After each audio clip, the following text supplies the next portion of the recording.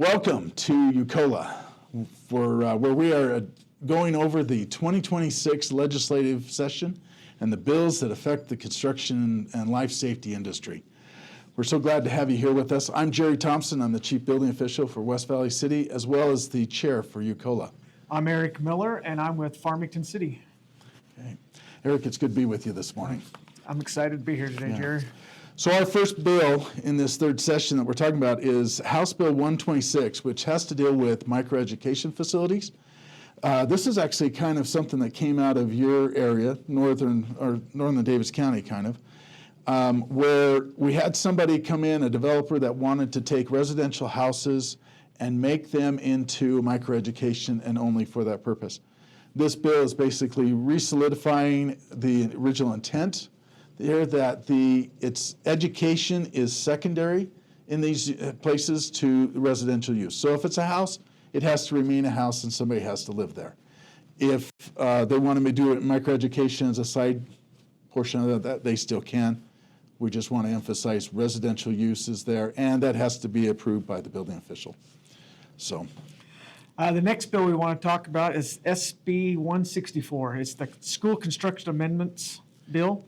Basically, this bill transfers the oversight of public school construction from the State Board of Education to the Division Facilities Construction and Management, DFCM. Basically, this will go into effect July 1st, 2026, and the reporting and oversight of construction activities have moved from the School Board of Education to the state. Yeah, good. That seems like a simple one, just basically who's our new manager. Correct. That we're coming there. So the next one is Senate Bill 284, and this one has to do with a lot of land use and some things that come into play here. One is it regulates the height of a structure. So if you have a tall R2 apartment or hotel that's coming in and you have a planning and zoning regulation that says it can only be so many feet or so many stories, the stories take precedence over that.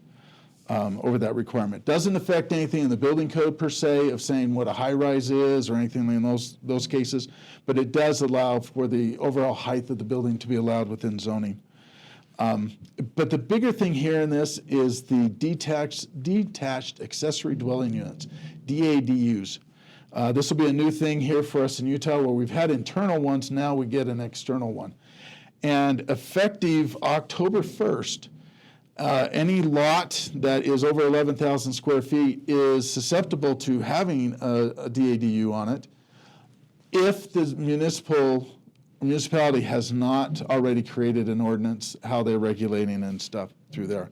So does this affect you very much? You have many lots over 11,000? We have a lot of lots over 11,000. So it's going to affect you a little bit unless the council steps in and modifies or something like that. So with that, it also doesn't dictate whether you have one or two or anything like that. So all that will have to come through your municipal's ordinances. It also gives the authority for a county, and this was done by cities previously, and this time they're just catching up with counties, giving information of what can be held back for a building permit, and what can be held back for a certificate of occupancy. So you could, in theory, you could go through and start doing a house without the electrical infrastructure being in place, but you can't go forward with that and have a certificate of occupancy granted unless that is there, and that's necessary. And finally, a model home is, or even an open house, is not to be any different than a residential use. So as building officials or fire code officials, if somebody's doing a model home, we can't come in and tell them that they have to have accessibility or other things, or fire sprinklers in the model home. It's a residential use that we're going through there. Thanks, Jerry. Our next one we want to talk about is House Bill 147. This is governmental form submissions. Basically, this requires all local state governments to must provide a way to submit any city form electronically. Meaning you can still have paper copies, you can still have whatever you use, but you've got to make sure all those are electronic versions so they can fill them out and send those in to you.